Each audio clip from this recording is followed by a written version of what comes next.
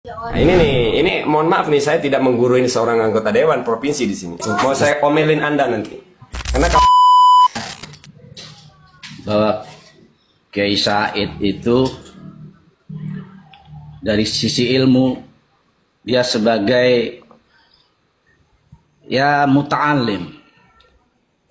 betul. Jadi kalau Kang Mahesa dulu di pondok ngaji membahas kitab Taklim al-Muta'alim, Betul. kita itu masih setara ya tolabul ilmi. Said itu tinggal lama di Saudiyah. Jadi sita sana fi Saudiyah.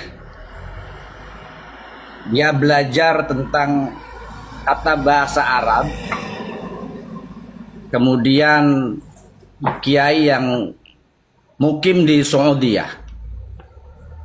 Nah, ketika ada orang yang bertanya kepada Kiai Said tentang pertanyaannya itu tentang tanah yang tidak dirawat, tanah yang tidak lagi dipergunakan, maka Kiai Said menjawab dengan kata-kata Ihya'ul Mawad. Nah, berbeda dengan Kang Ustadz Ustadz apa kan? Ustadz Mahesa. Nah, Kang Mahesa kan melihat langsung sendiri. Ketika kondisi tanahnya itu, Kang Mahesa melihat. Sementara Kiai Said itu menjawab pertanyaan seseorang yang ketika pertemuan, maka Kiai Said menjawab dengan Ihya'ul Mawad. Sehingga jawaban Kiai Said itu ya berbeda dengan apa yang disampaikan oleh Kang Mahesa. Nah, sehingga inilah yang menjadikan sekarang tuh bias.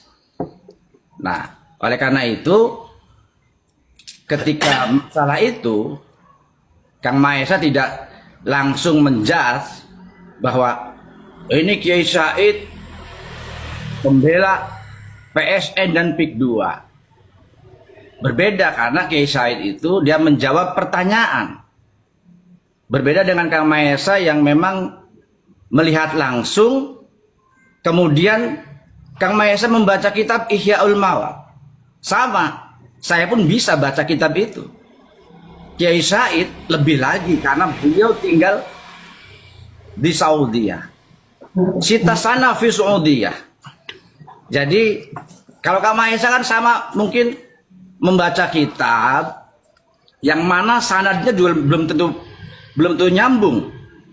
Nah, Kiai Said itu sanadnya diambil sanadnya. Kitab-kitabnya dikaji berdasarkan sanad sehingga kita yang dalam taraf ya tolabul ilmi ini tidak bisa menjudge kepada seorang muta'alim. Pak anggota dewan kelamaan, nanti saya bingung nanggapinnya. Iya, itu artinya saya menanggapi itu saja. Kemudian Bapak sebagai anggota dewan itu sama sekali nggak memberikan tanggapan. Yang pertama saya jawab ya. Sanad-sanad makin ngecaprak. Bapak ini sebagai anggota dewan makin ngecaprak. Saya pikir mau mengedukasi, regulasi. Ternyata mau ngebela Kiai Said. Jujur, saya bantah dulu Bapak ya. Kiai Said itu diundang. Jadi yang di-up itu benar menjawab pertanyaan. Tapi sebelum itu prosesnya adalah Kiai Said diundang sebagai orang tokoh yang memberikan materi. Itu kecerobohan Bapak yang pertama ya. Seolah-olah framing itu hanya spontanitas. Nah, justru disitulah kecerobohannya Kiai Said Akil Siroj, tinta tahqiq. Seperti Anda nih ya, sebagai anggota dewan tidak tahqiq di lapangan. Paling dari laporan anggota-anggotanya. Nah, disitulah cerobohnya Kiai Said. Yang kedua, justru Anda ngomong-ngomong adab muta'alim. Justru disitulah kesalahannya Kiai Said sebagai muta'alim. Sebagai kiai itu Pak mestinya jadi pendengar. Jadi wasit tuh. Bukan pemain. Nah, ini nih, ini mohon maaf nih, saya tidak menggurui seorang anggota dewan provinsi di sini. Mestinya Kiai Said itu datang ke PIK, terus ada kan nanya nih, mohon maaf nanti saya cek dulu dari sisi lapangan. Saya pengen dengar dulu masyarakat. Nah, nanti dari dua sisi Kiai Said baru memberikan nasihat. Nasihat, walau ujungnya mendukung baru kita hormati Pak. Oke. Nah, disinilah kecerobohannya Kiai Said sebagai orang. Bapak pengen kami bersikap menyikapi Kiai Said itu sebagai seorang kiai, sementara Kiai Saidnya bukan bersikap sebagai seorang kiai tapi pemain. Jadi sekali lagi saya edukasi, jangan salahkan. Saya ini pemain, Pak. Di medsos saya ini petarung. Kiai Said itu masuk ke situ. Jadi jangan salahkan kalau kena tonjok. Jadi nggak bisa ngomong adab-adab. Ini kiai, nggak bisa Kiai Said itu jadi pemain. Siap. Pahami di situ dulu. Bentar, ya. Ini hanya menjelaskan saja, ketika jangan sampai nanti di luar sana itu kiai-kiai yang tidak dihormati gitu. Mestinya kalau mau menjelaskan, nanti Kang Sepi.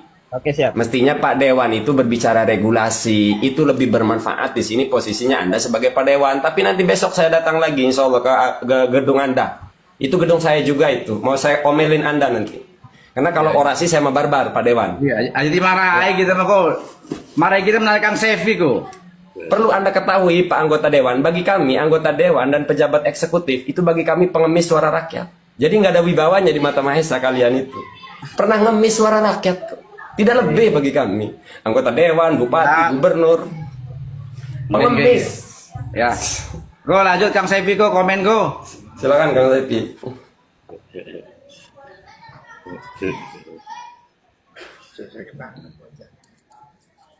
Suara Kang Sepi.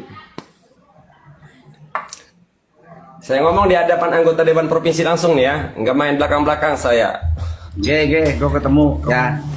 Siap. Izin pencerahannya Pak Dewan. Pak Dewan kan preminya seperti gitu. Pak Said Agil Sirot itu apa tadi ya yang itu? Ya ada orang bertanya itu kan, ya. Jadi posisi Pak Akil Sirot ini posisinya di mana? Kalau dia bukan secara undangan terletak di PIK gitu, undang di PIK, wajar lah mengatakan beliau seperti gitu. Tapi posisi beliau TKP-nya kan di PIK. Ya tapi dan pernyataan Kiai Said itu bukan mengkaji fikih tentang Ihyaul Mawad, tapi justru Pak Dewan, disitulah kecurangannya Kiai Said. Kita semua sama tahu beliau mantan ketum PBNU dan beliau orang yang menolak keras HTI. Alasan yang beliau pakai itu kaidah tadi Darul Mafasid. Kenapa mereka menolak khilafah? Sama dengan saya sepakat soal itu. Bahwa walaupun nanti yang diterapkan Islam, syariat Islam masoleh, tapi nanti akan ada mafasid, berpotensi NKRI terpecah belah. Nah dengan alasan itulah saya sepakat dengan Kiai NU untuk tetap Pancasila. Gitu loh. Saya sering dialog langsung Pak ya. Nah alasannya tadi Darul Mafasid. Nah kalau lalu kemudian selalu argumennya adalah PIK mengurangi pengangguran, berarti kan masoleh kebaikan. Nah tetap walaupun itu mengandung kebaikan PIK 2 tetap ditolak. Kenapa? Karena tadi ada mafasid. Maka menolak kerusakan itu lebih didahulukan daripada menarik kebaikan. Nah apalagi prosesnya ya, itu sudah masuk pagar laut, sudah terang-terangan melanggar hukum. Anggaplah ini bukan kerjaan PIK ya karena belum terbukti. Masalah sungai Pak, ini harusnya jadi teriakan Anda Bapak anggota Dewan Provinsi. Itu sungai itu milik provinsi loh. Sungai di Uru itu mestinya teriak Anda yang berteriak gitu, sebagai wakil suara rakyat. Bukan Mahesa. Karena bapaknya diem baik, cuma ngambil gaji doang. Ketua ya, ini Kang, ketua provinsi lagi nih. Ketua ini, ketua ini. Ya, nggak peduli lah. Mohon Mohon maaf Bapak. Sekalian kamu ya suruh sikat deh. Iya, walaupun saya sikat ini Kang Sepi. Walaupun saya Topres Kabumar provinsi. Go, pada baik. Begini. Kalau kritik saya kritik.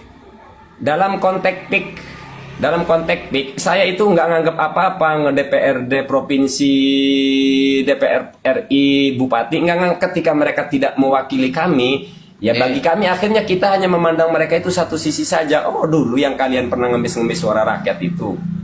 Jadi ya kita mah gak bakalan bisa hormat sama yang namanya anggota Dewan, Bupati, Gubernur itu. Siapalah mereka. Saya tidak pernah minta tolong ke mereka. Mereka lah yang pernah minta tolong ke saya. Betul. Kita mau hormat harus ke peci kok. Peci ini larang pun. Jadi secara mental anggota Dewan, Bupati, Gubernur itu di bawah Mahesa. Karena Mahesa itu rakyat, pimpinan tertinggi di negeri. Saya dipilih oleh masyarakat kok, tenang aja. Nah, masuk itu Pak Dewan. Ya wes. Edukasi Ampura kami nih. ya, Kang Mahesa Siap, Pak ya. Dewan. Ampura, siap. Ini nggak ada pribadi ya. Kita nggak buat pribadi ini tentang PIK Pak ya. Iku lagi di Mandaya ta? Sehat selalu Pak Kang Umar. Salam, waalaikum. Dan Bapak yang tadi mohon maaf, Embruter langsung share. Langsung share itu. Mahesa tidak akan merubah nada, tidak akan merubah intonasi. Siapapun yang berhadapan dengan Mahesa, Kapolda kah, Kapolres kah, apalagi Gubernur kah, dalam konteks melawan PIK 2, intonasi Mahesa tidak akan berkurang.